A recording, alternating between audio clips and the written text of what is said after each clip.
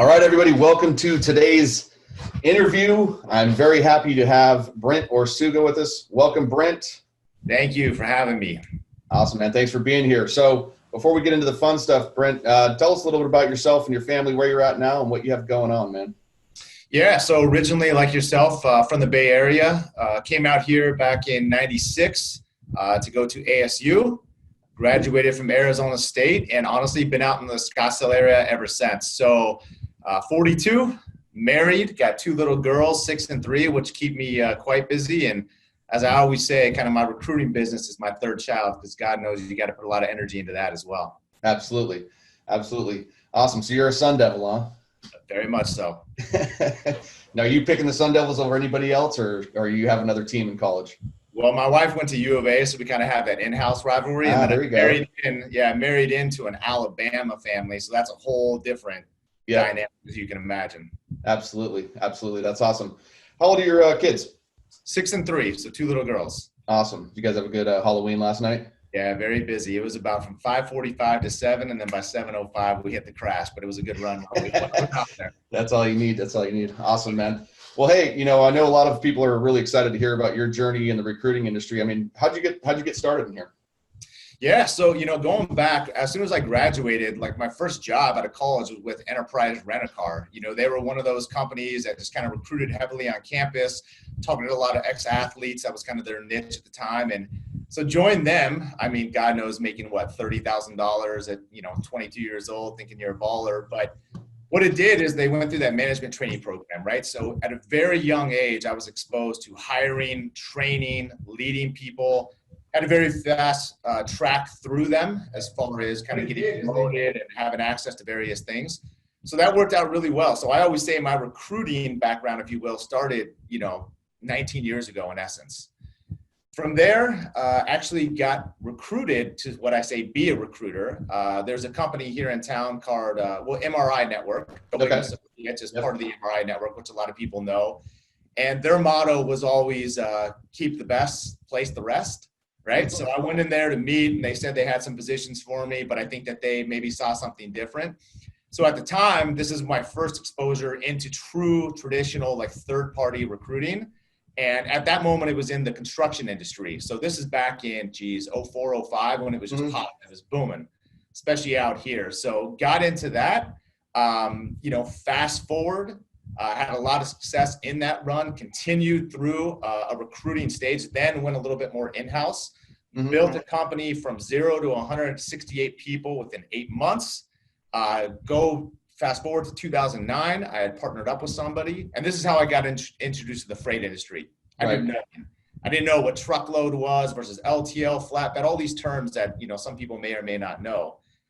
But early on, I realized that construction and trucking were very, very similar industries. Hate to say it, but it's kind of a blue collar, guy's guy type thing. It was very easy for me to be myself, very natural for me to communicate with these people.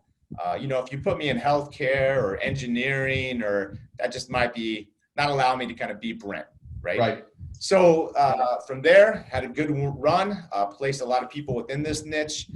2014, finally took that leap, which I know a lot of people, watching this maybe had that same experience. Took that leap and never looked back. At the time, started with nothing, right? Not one client, literally had a 1-year-old baby. There's never a perfect time in life to make that decision and take that jump. Right. But I did it, and now sky's the limit. Awesome. So kind of tell us a little bit more as you were starting this business out, and you took that leap, which is, you were saying that's, challenge for a lot of people. What were some of the things you were going through emotionally that, about kind of going out on your own? I had a lot of confidence going into it, because I just knew the success I had up to that point. I knew I could do really both sides of the fence, being the business development as well as actually placing people. I think a lot of people struggle in maybe that business development aspect the most. But I did it from the mud. I mean, I literally did it from nothing. I remember going on Indeed and LinkedIn and Craigslist and seeing who was hiring, obviously trying to piggyback behind the scenes, get in the right doors. But I literally did that. It took a while to get to the point now where you can actually turn people away, or you can be picky and you can choose the business that you want. But early on, it was a straight, 16-hour a day grind. Right. The mindset thing that I always had, I never gave myself a plan B. There was never another alternative. This is what I was doing. Right. This is the path that I chose, and I'm going all in. So I just immersed myself in the niche, in the mindset that this is my baby, this is my career, this is what I'm going to do. And failure just to me was honestly never an option. Because once you take that leap, what's the alternative? Absolutely, yeah. You're going to go back and work for somebody. You're going to go back and be an employee. You're a sports guy like myself. I either say either you're Jordan or you're Pippen. Yep. You decide. Absolutely. No, and I think you hit the nail on the head of just really going all in. When you have that option, if you have a toe in the water, the results don't come. Right. You need to jump all the way in. And I think that's great feedback for everybody that's listening, because so many people I speak to, they're afraid to either go all in on themselves first off, or even go all in on a niche. So tell us, I know I've seen you before. The niches are in the riches, man. Tell us about, your commitment to this niche and how much do you think that's impacted your business? Well, I think it's everything. You can't be a jack of all trades. You can't be, a person that's juggling all these different things and be known as an expert within a certain space. Once you determine whatever your niche is going to be, it's just so much easier to narrow things down, learn everything you can about that industry. Even if we look at platforms like LinkedIn, your audience now has to be within that space. Everyone you're connecting to, all the posts that you're putting out should be relative to your space. And then the ultimate goal is just become the go-to person, become the source that knows everything, right? Like now, there's not one conversation that comes up that I almost don't know exactly what the people are going to say before they say it. I know the company they're coming from. I know their commission models. I know the different pay structures. I know the pain points because I've probably been inside a lot of these companies. Right. That's valuable information. You can't say, hey, I'm really good at tax accountants, and I'm really good at nurses, and I'm really good at construction workers, and I'm really good at biochemical engineers. Really? No one's that good. Right. Right. Well, I think you got to go back to that point of, being Pippen or Jordan, it's kind of like you're committed so hard in that to where you can actually become the authority, right? Jordan Absolutely. Is an authority. Obviously, it's kind of a weird analogy, but Jordan's the authority where Pippen was obviously great, but he was a role player, and when you want to be an authority, it's a hell of a lot easier to do that in that space. And to kind of go what you were saying is like creating content, right? I've seen your presence on LinkedIn. It's insane. But, just talking about, before we get into your strategies and how that works for you, how much easier is it for you to create content knowing exactly who you're creating your content for? Like that's got to be the key. Because I know it is for me. Like when I know I'm creating content for my market, that's easy because I know who I'm talking to. And I know that's usually what holds people back is like, oh, well, what do they want to hear? Well, it's easier when you're in that niche, right? Absolutely. Because you're playing to your audience. There's so many, in every industry and every niche, there's so many different publications and sources that you can pull information from. I think this is the big thing. People don't know what to post early on. It doesn't always have to be from you. It doesn't have to be something that you're conveying a message for. You can go on Inc. and Entrepreneur and Forbes and Fast Company and so many niche specific publications, if you will, within your space and just share articles. Right. All you're trying to do is provide value at all given times. Of course, you can always add in your 2 cents, but how quick are you getting that information? Number one, yourself, and then number two, how quickly are you going to be able to spit that out to others, where you almost become known as a dominant player within their newsfeed because you're giving them valuable information. You're not just pushing your product or your own agenda all the time. Right. No, I love that. I know another one of the things that you've done on LinkedIn, which is a little bit against the grain, is I've seen you share personal things. I've seen you share your family. Tell us about that. Like, how have you found that boundary of, personal? Because I know there's some people like, oh, that's not for LinkedIn and stuff like that. I don't believe in that personally, but what are your thoughts on it? I think it's been huge because look, at the end of the day, people do business with people they like. Yep. Recruiting is the ultimate people business. That's what our product is in essence, right? Like we are in the business of people. We're not sitting here selling widgets. We're not selling software. We're selling a solution and trying to fill gaps. So when people get to know you, know that you're human, know that you're personable. So yes, probably some of the biggest posts, I guess, from views, if you will, that I've put out there have been with my wife, have been with my kids, have been, any city that I go, and just letting people know that, look, this guy's real. Like, he's not just smoking mirrors. Like, he's actually a genuine person. You know, he has a family. He's doing this for the right reasons. He's hustling. He's getting out there. You know, it's been invaluable because too many people just hide behind one LinkedIn picture that was probably taken 10 years ago. You know, how much are you really putting yourself out there? So when you can become just more real to people, it just resonates and it draws people in reality. Yep. Now, do you find, have you gotten feedback from either clients or candidates about your activity on LinkedIn and about your realness? Like, has that impacted your business? Have you seen that direct result? I've seen it behind the scenes, meaning through direct messages and everything I say that I put out there. But it's really impactful when you actually travel across the country, when you go into these offices, when you go to the different conferences. You know, one of the biggest aha moments I had was last year, early on. It's kind of when LinkedIn introduced video, right? It's kind of when they turned it on to everybody, you had access. And I just kind of put myself out there using my iPhone and some cheap $10 tripod on Amazon. But what I did is, probably a month after I posted my first video, I went to an industry conference. And it was amazing how much or how many double takes you got. People like look at you as you're passing by, like, I think I know that guy, or I've seen that person, or you could just tell that it was working. And then you had a lot of people that came up to you saying, man, I really like your content, or I like the stuff that you put out. The aha moment was in this, though. It's not about the likes and the comments. It's about the views. It's about eyeballs. How many people are seeing you, and how many people, you know, are maybe not engaging, but know who you are. That's powerful stuff. Yeah. Well, I think, I think that's, you hit the nail on the head, because vanity metrics are what a lot of people chase, right? And vanity metrics is obviously also what holds people back from continuing content, because they're like, oh, well, my stuff doesn't get likes and comments, and the views is really, it's so important whether you're on LinkedIn. But the other thing is like email. Look, you don't have to have a huge open rate. If you're just in their inbox right, and they see you there, that's brand awareness, and that's building a brand. I think that's so important, that, you're just putting yourself out there and not overthinking it. Because, when you look at your market, like, what type of an executive is really sitting around liking and commenting things on LinkedIn? It doesn't mean that they're not seeing it and they're not aware of it, but that's not typical executive, behavior, right? Well, yeah. And I mean, I study a lot of people, successful stories, and very big personal development. But Grant Cardone always said, love me or hate me, you're going to know who I am. It doesn't matter. But you're going to know my face. You're going to know I'm in this space. So I tell people, like, if you don't feel comfortable, like, knowing when to put content, just create a calendar for yourself. Maybe it's a Tuesday, Thursday, a Monday, Wednesday, Friday, and just kind of be consistent and just put on your calendar that I'm going to post something out there, right? Don't just pop up every couple of weeks. I mean, if you're going to go all in, knowing how powerful, especially platforms these days like Facebook and Instagram and LinkedIn are, just go all in, be committed, do it, plan for it. Don't just wing it. I think that's the key, is the plan. Competition's too good for any of us to wing it. You have to plan ahead, and you have to have a strategy. Absolutely.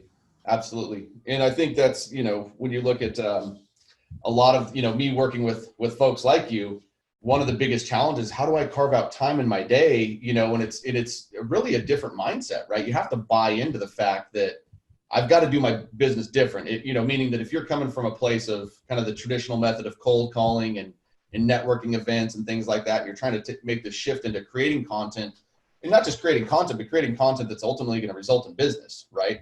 Absolutely.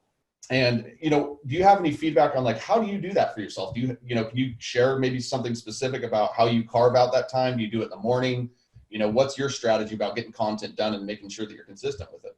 Yeah. I mean, personally, I do, because I work so solely in trucking, I do a ton in the Midwest and really the East Coast. So a lot of times those people are 2 hours ahead of me. So I found the most success based on times. I'm sure you have metrics around this too, but there's certain times that you're going to get more engagement than others. For me, I've always found that if I post around 6:37 my time, right, that's okay. Now we're at 8:39 in Chicago, for example. So people are already dialed in. They're maybe got through their initial round of emails. Mm-hmm. Now they're on LinkedIn. Now they're checking stuff. So who do you want to see? I want them to see me. Right. I want to be a voice with, whether it be an article about positions I'm working on, whatever the case may be, but you have to find out what times work.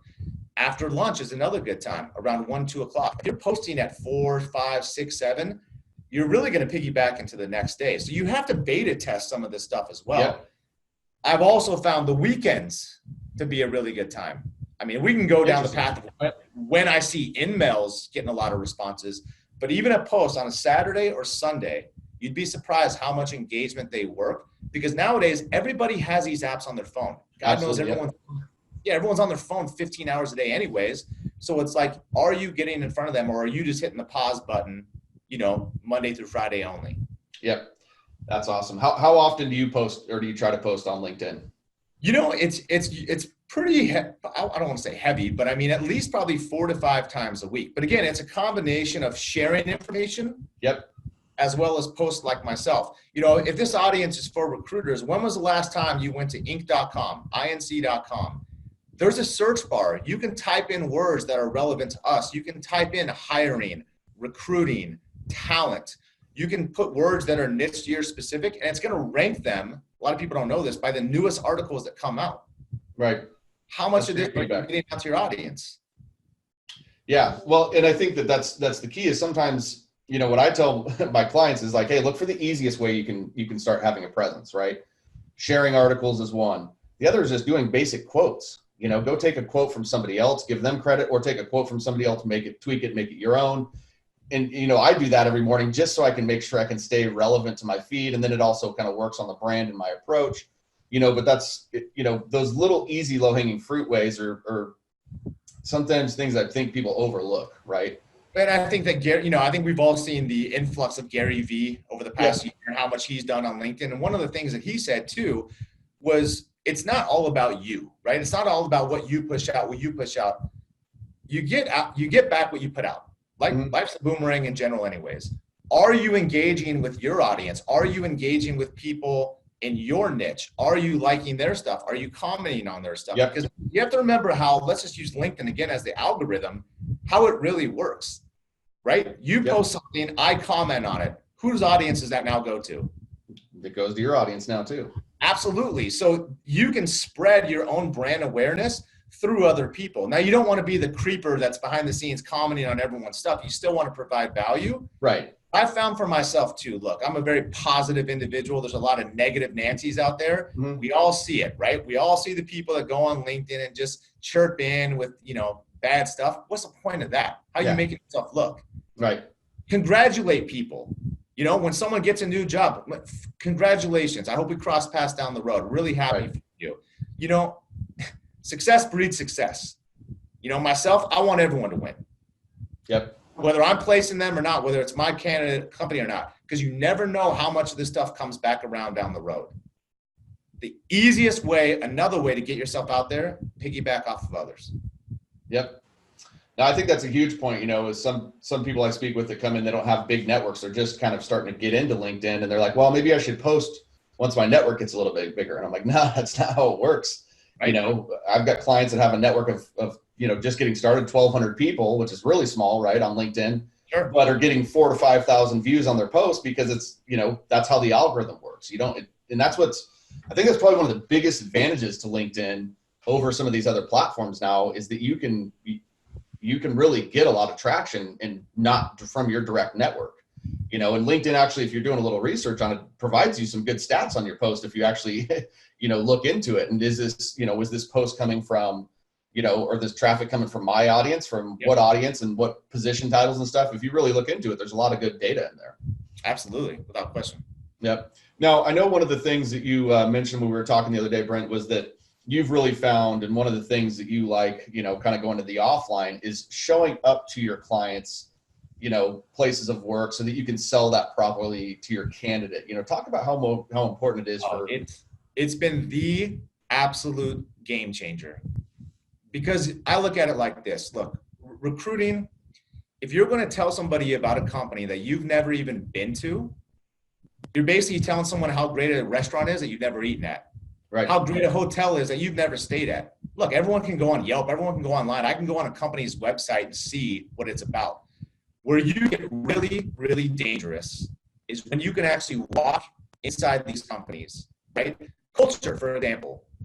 It's very hard to say what truly a culture is through a YouTube video, right? Through pictures on Instagram or the company website. It's something you feel. Yep. Culture is taught through your senses, right? Yep. And so when you can walk into a company and you can visually look around, you see the profiles of people that are actually in there, what they wear, how they act, what their demeanor is, all those little things, what the lunchroom looks like, is it dirty, is it clean? Trust me, I've been in places that are unbelievable billion-dollar companies, and I've been in the lowest of the low and everything in between. What it does for you as well, it helps you determine, is this truly a place that I want to send people to? Right. You know, my rule of thumb's always been this: if I'm not going to work there, why in the hell would I send somebody in? Absolutely. You know, so going out and meeting the people, knowing what the conference room looks like, right? Understanding the people that you're going to introduce to your candidate. That's valuable information, because now when you talk to those people, you got to tell them everything they need to know. You're not setting up blind dates. Right. That's got to be huge. That's got to be huge. Do you see that this impacts your business on both the client and candidate side? Because I would imagine the clients love that you're showing up to their place too. Well, not absolutely. And the reality is this: I don't care if it's sales or it's recruiting. This is simply an exchange of energy. That's what recruiting is. It's an exchange of energy. I believe it. So my job is to make you believe it, because I know it's real. I know it's legit. So when you go into these offices and you can buy in, right? And you know, God, this place is dope. Like, this place is legit. Like, this is a place that people need to know about. When you get on the phone and you start telling people about it, they're going to sense that, right? You're not just saying, this is an amazing place, the same buzzwords that all 10 people use. Half these job descriptions say the same thing. All they do is change the company name. It's all fluff. It's all nonsense. So yes, it makes you very, very dangerous when you know these places inside and out, right? And then when you meet the people who are at the hiring stage at the company, they're going to buy in like, wow, this guy's unbelievable. I want this guy selling me in the marketplace. Right. That's what a lot of companies don't understand too. Like, from a client standpoint, yes, we do recruiting. You know what we really do? Guerrilla marketing. Yep. Who's going to the marketplace talking to people about their company? Right. Right. Yeah. And I'm gonna tell you something else that's been very, very valuable for me to learn. Look, when you start off, it's hard. Business development is hard. You're gonna take anything you can. Mm-hmm. I look back at some of the agreements I signed in 14 thinking, oh my gosh, what was I doing? But look, we all have to start somewhere. You all have to start somewhere, right? The reality is this: the formula has never changed. Mm-hmm. You work with C companies, you're gonna bring C talent. You work with B companies, B talent. A companies, A talent. It's always been that way. Right? And so you have to have a goal and a mindset that I want to work with the best companies in my space. That's awesome. Because that's where you get the talent. Well, and I think it's amazing that you're talking about that, Brent, because I know so many people are like afraid to really just go after what they want. And usually that's just a fear of failure to say, hey, you know what? I'm going to go try to work with the best players in the game, and I'm going to be committed to that, but I think that's where you said kind of when you're starting off, you're kind of working with whatever comes, right? And it's buying into the process of eventually that, hey, I'm going to get my ideal client, but I'm going to have to kind of, eat some shit along the way in order to get there, so to speak. Oh, absolutely. Yeah, absolutely. And the thing is this too, look, a lot of the companies that we work with, they have in-house teams. They have in-house recruiters, some of them as many as 20 people, right? But what they realize is, look, what's the ultimate goal? What's the ultimate goal of the in-house team versus myself? Get the best people in the door. To them, it doesn't matter how it comes, if they have the proper mindset. What they also realize is two things. Number one, if they utilize someone like myself or any third-party recruiters, we have a different network. We can tap into a different network than maybe the in-house people do. What I think is very, very important is, look, when an in-house recruiter is going after somebody, sends a message, whatever, there's no mystery.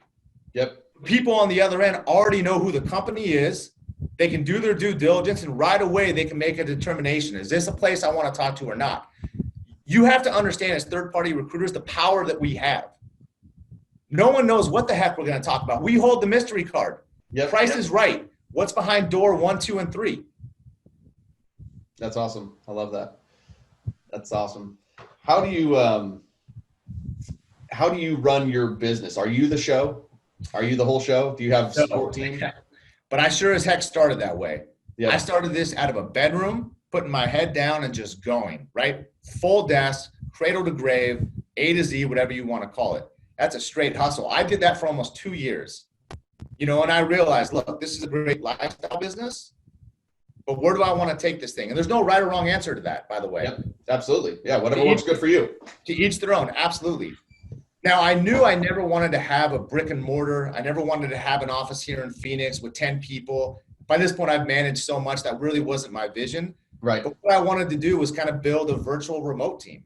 And so that's what I've been able to do with myself. So I have a team of both sourcers as well as some individuals that can run a full desk. And we might be small, but we're mighty. Like, I'm literally getting in some of the biggest names of the industry.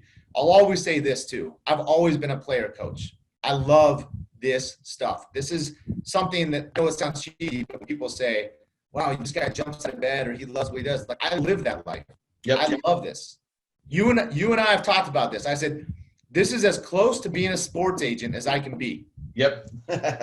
I'm taking somebody from one team and putting them on another, switching jerseys and being the middleman, right? They jokingly call me the Jerry Maguire of freight for that reason. I love it. That is great. That is absolutely great. Oh, man. Brent, I can tell, I mean, dude, we've talked a couple of times and every time we talk, you've got a tremendous amount of energy. And I think everybody that's watching this right now can see the amount of energy that you have. Is that intentional, man? Like, what are you doing to build this energy every day? Because I know that can't be easy. No, I mean, look, it's this. The reality is you've taken this leap. You got to go all in. This is your baby. This is your life. This is your livelihood. This is your brand. This is your name. You are your brand. Yep. This is your reputation on the line, right?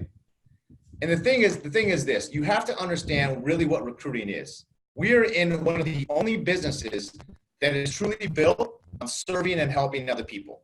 This is a big disconnect for a lot of people. Is a lot of recruiters come with their own agenda.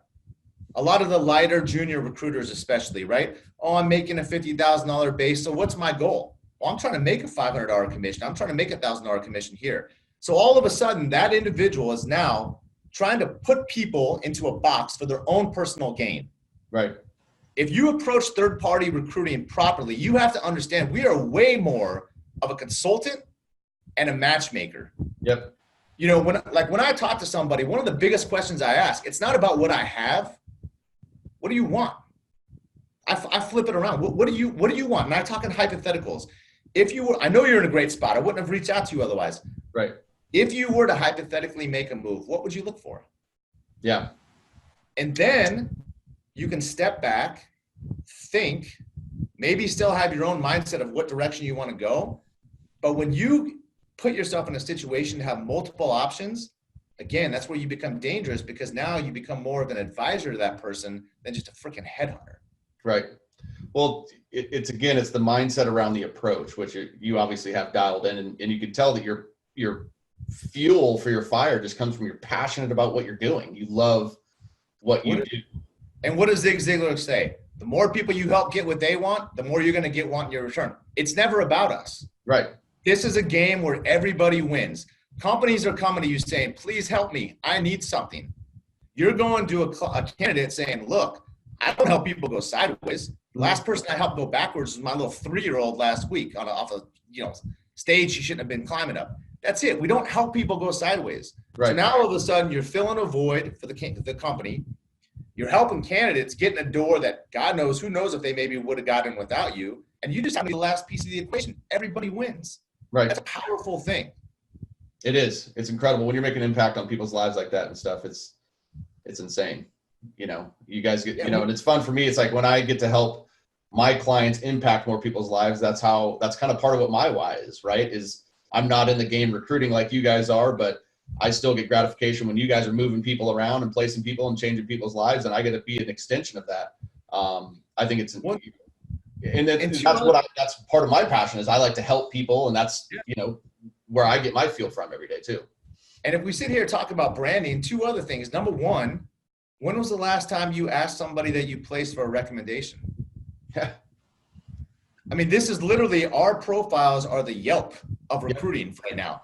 You're going to say, and if they don't want to give you one, what was their experience? Mm-hmm. Maybe some people are a little hesitant, put their name out there. Right. You still got to be picky, but at the same time, number 1, don't ask, don't get. Mm-hmm. So when was the last time you asked? And number 2, I'll tell you something pretty cool. Some of the most or biggest viewed profiles that I've done have simply been screenshots of people. Obviously, you don't put their name, saying, man, I owe you so much. I would have never gotten here without you, right? Thank you so much for the opportunity. I'm so glad you called. I'm so glad you told me to give me 10 darn minutes before I just close the door. Yep. You post a screenshot of that, boom, your network's going to see that. Well, I think it's important because you have to combat the transactional recruiter that's out there. And I think that's why the testimonials, and I always encourage my clients to do exactly what you're saying is like, you can't wait for people to search to find out why you're good. You need to put that in front of them and let them know, hey, just a reminder, that I am what I say I am. And the most powerful person to say it is not me. It's my ideal client or candidate. Right. It's so important to put that out there because you're telling your story more now, and if you do it right, you're celebrating somebody else's success. Yeah. I think it's so important. Absolutely. I think the other thing too is that, a lot of this is a mindset thing with everything that we do and life in general. But you have to view yourself. What am I? What is my relationship to the companies? Because they're the ones that cut the checks, right? They're the ones that are signing the agreements. You have to ask yourself, are you a partner or are you a vendor? What do you? They're gonna treat you they're only gonna treat you one of the two ways. A partner is somebody who you're an extension of their company, right? You know that company inside and out. It's going back to actually going out and visiting them. But they know when they have a need, you're the person. You're the go-to individual. Now, flip it to the other side as a vendor. They may have 5 people working on these same jobs. They don't care about who you are. They just want the person, right? So go swim in that pond with everybody else. Whoever gets the fish wins. You gotta be really picky from the business development standpoint of who you align with, and then more importantly, how you view yourself, because they're gonna see you the same way. This is the mirror. Yep. It's like you're saying, that's the transfer of energy. And if you don't believe it comes through even on the phone, right? Yeah. You don't show up on that phone call like you are the shit. They are gonna feel like you are just another recruiter. And that's the thing, like my presentations now, like I'm a big believer in the 10,000 hour rule, or, we can call it 10,000 anything rule. How many jump shots has Steph Curry shot by now? Millions. Thousands. It doesn't think about it. My presentations are my presentation, but the first thing that I do is create authority, right? Yep. Donnie, before we get into it, I'm going to make this as short, sweet, and easy and painless as possible. But let me just tell you a little bit about myself. I think in turn, that will make sense of why I reached out. And then more importantly, let's talk about you. Mm-hmm. That first 45 seconds is going to be exactly what I do in this niche. I know my shit. Yep. Now let's talk about you. Exactly. Yep. Set the tone, right? That's Set it. the tone, because the next guy is not. And I think that's where the opportunity is. And it's kind of being, I had a sales coach tell me, look, you have to be the one that's willing to ask the questions that nobody else is willing to ask. And once you do that, then that's when you really become the authority, and you're not even saying anything to them. You're just pulling it out of them, but they're like, holy shit, this guy's actually approaching me some way that nobody else has. He actually cares about me. And I'll say this, most of my calls are probably 15 minutes and less, but it's an effective 15 minutes. I don't dance around, right? Yep. At the same time, that might be split between half work and half personal. Yep. I gotta know who you are. You may be the king shit sales guy, but if you're a jerk, I don't want to represent you. Mm-hmm. I'm not tying yourself to me. I'm not putting my name behind you, because that's really what we're doing. We're vouching for these people. We live in a world where these are people sometimes we may never even meet. Right. So you better ask those questions to understand where they're coming from. Who are they? What are their core values? Does it align with yourself? You realize there's divas out there that you can't twist their arm no matter what. Yep. You don't want those people. They're going to be headaches. Then you're going to get people like you and I. When we first spoke, it was instant click. We jived, right? Yep, absolutely. Those are the people you want to work around too. And the thing is this, you have to know how to play to your audience. I look at myself like a chameleon. I know how to relate to 25-year-old fat boy. Yep. I know how to relate to the C-level. Different tonalities, different conversations, but I can go either way. Yep. That's funny. That's how I view myself a lot of times, is being able to kind of fit into any situation, just, know your audience. Yep. This has been incredible, man. What's something, obviously you got a good thing going on with your business right now. What are you most excited about right now with the business? I've noticed, I can speak on behalf of the industry that we're in. As we go into 2020, trucking and logistics is just blowing up, right? Yep. This is the thing. It's an $800 billion sector that no one talks about. It's not sexy. Yep. I want you to look around your house real quick. Everything in that room has come on a truck. Yep. Everything. How many, you got a bunch of kids. How many Amazon packages you get a day? It's not the kids, man. It's the wife, but yeah. There you go. We're getting them weekly, baby. Yeah. So I'm excited about a lot of the up and coming companies that are coming into the game. Look, again, I'm speaking about my niche, but trucking, it's an old school industry. I've been to places in Texas with the bullhorns on the decks and typewriters. Like, it's real. Yep. But now what's happening is individuals like yourself or me, our age, we're the new wave, right? We're bringing the technology into the game, trying to simplify things. There's a lot of equity money that's coming into the game, right? So for me, equity is given to a company to accelerate growth. What does that mean? Two things. Number one, technology. Number two, people. Yep. You have to know what the hell is going on in your industry. Yep. You have to immerse yourself, right? You can't rely on other people giving you feedback. This should be a daily habit. This is not a every now and then thing. This is a daily thing. What is going on in my world? How many different things am I subscribing to? What am I reading? What am I listening to? I'm 24/7 trucking and recruiting. Yep. That's it. Yeah, no, I think it's the same thing for me, right? I know my market better than my market does because I get to speak with people like you every single day across multiple verticals, and I get to just study and figure out where people's pains are and what they've got going on. And to take what you're saying to another level, it's like now you've got marketing material when you know your industry inside and out. Yeah, it doesn't always have to be like you don't have to share recruiting like you're saying. It can be about what the growth is. I see you sharing a lot of different things about Amazon and the growth, and that's still providing authoritative type of a presence. Well, not just this, but again, when you talk to candidates, you have to let them know you're much more than a recruiter. I'm an industry insider, right? You're the guy like TMZ. You're on the streets. You know what's going on. Yep. So while you're out there selling, doing your job, let me do mine. Let me have the conversations at the highest level. Let me read all the publications. Let me know what's going on in the streets so that when we speak, I'm educated. Yep. That makes you dangerous. It makes you incredibly dangerous, right? When you have a pulse like nobody else. I'll get texts from people. What do you know? Have you heard about this? Absolutely. I know stuff before it's going down, right? Just like Adam Schefter. You're a big football guy like myself. Adam Schefter. You don't think his phone blows up throughout the week, knowing about trades, injuries? Yep. Same thing. You have to be the go-to person. You have to have contacts within your niche to know what the hell is going on. 100%, man. Brent, this has been awesome, man. If I know a lot of the people watching are going to probably, they want the success that you have. What's one piece of advice or some advice that you can give people that are looking to either start a business in this industry or scale this business? I mean, give it to us right now. What's your best stuff? Go look in the mirror. That's your only competition. I'm a big believer, again, personal self-development. Your company is going to grow as you grow. You can't just wake up with the day with no agenda, no plan, thinking, oh, I'm going to crush it, right? Most people don't. I'll give you a little tip that will share with me as well. Once you take the leap, goal setting is a very, very important thing. One thing that I've always done is focus on two metrics. Number one, I don't care about margins and revenue of that. I focus on how many people are we going to help this year? Yep. How many people are we going to help? Is that number 50, 100, 500, 1,000? Right? That's all this is about. Doesn't matter how it happens. Doesn't matter where they go. It's how many people are you going to impact? Number one. Then number two, from a goal setting standpoint, a lot of things that people mess up is they go up towards a goal as opposed to away. For me, let's use 500. I never go, oh, there's one placement, two placement. No, I come from a place that 500, done.